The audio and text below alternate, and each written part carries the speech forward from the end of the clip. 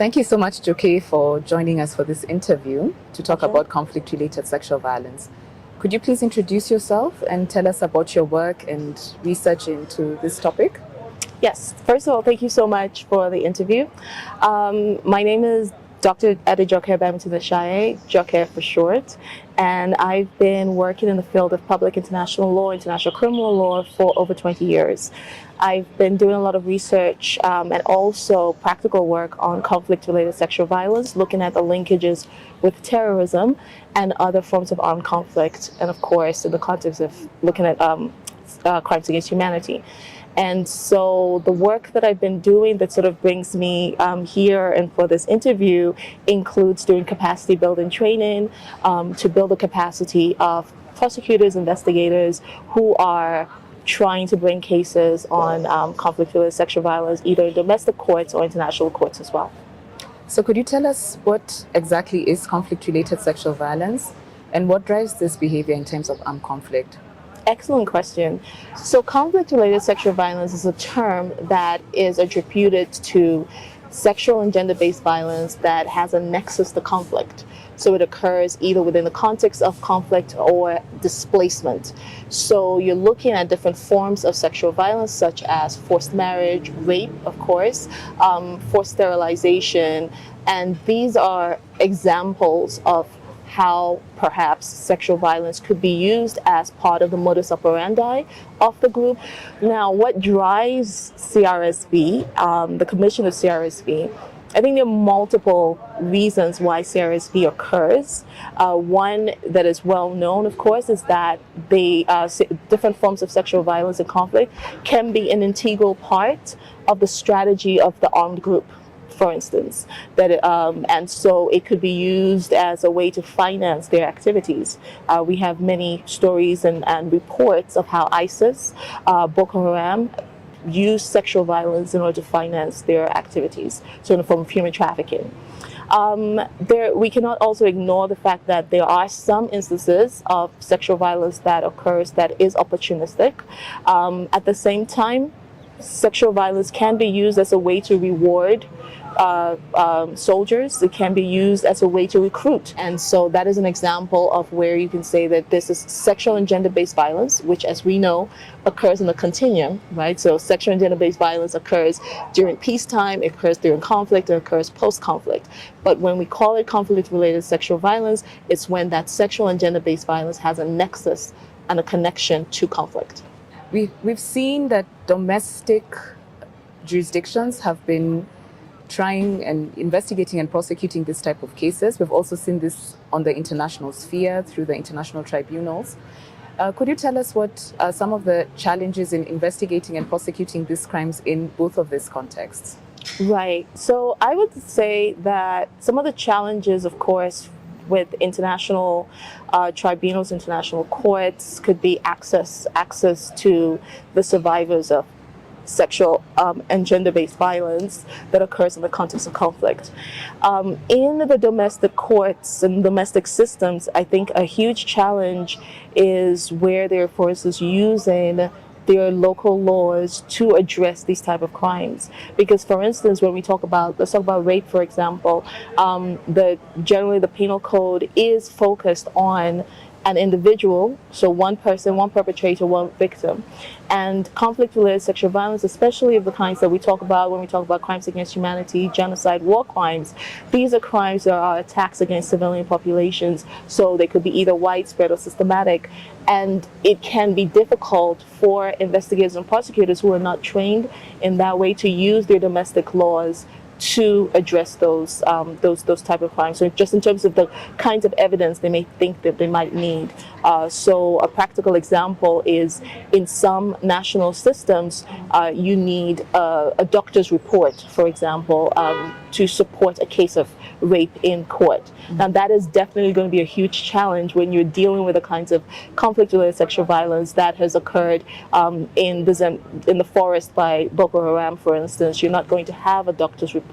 What do you do then? Are there other ways that you could address this? So those are some of the challenges that those who are trying to address CRSV in domestic courts might face. Mm-hmm.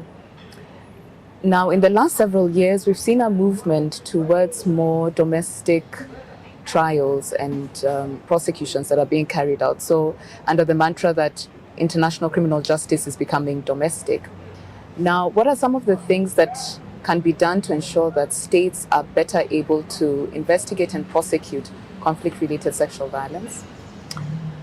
That's a great question. So, first of all, I think focusing on the most practical thing is resources, right? Having resources and financing.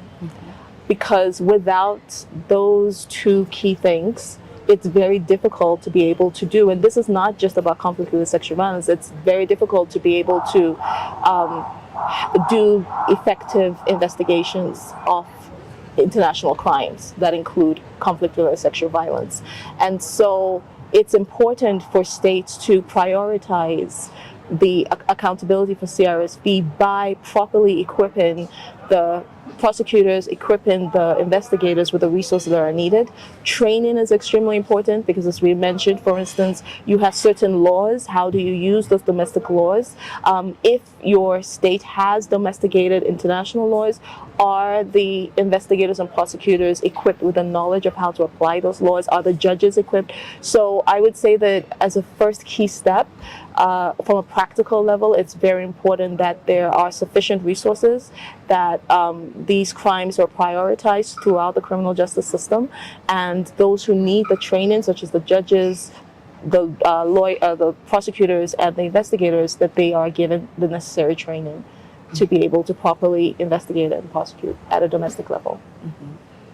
Now, are there alternatives to criminal justice outcomes? Because we've focused quite a lot on this, but are there other alternatives to these criminal justice outcomes that can be pursued in order to get accountability for the victims and survivors of this type of crimes?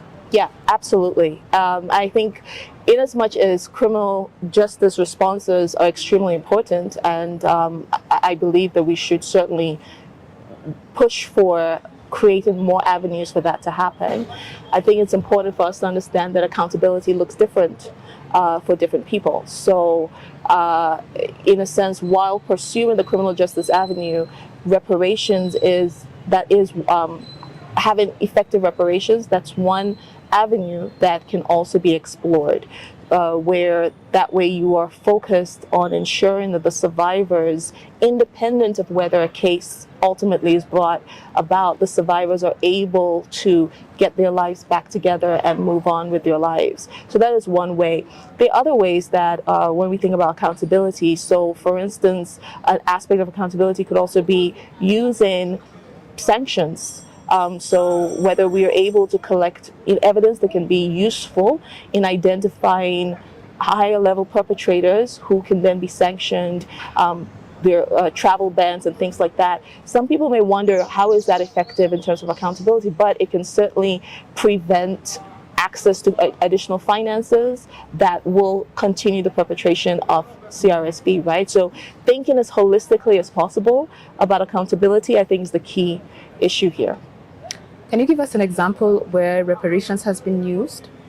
So this is an ongoing example. I mean, there are many examples where countries have enacted laws in terms of ensuring that victims of CRSV or international crimes in general have access to reparations. Now, how effective that is or not, there are different issues. But a recent or developing one I would share is the Yazidi survivors law in Iraq, where you have that recognition that the Yazidis and other minority communities have suffered sexual violence, sexual and gender-based violence at the hands of ISIS.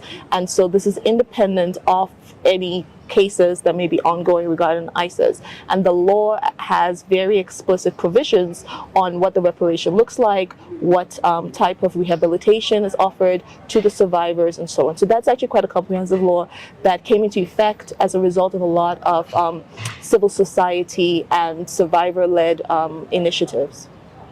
Thank you very much.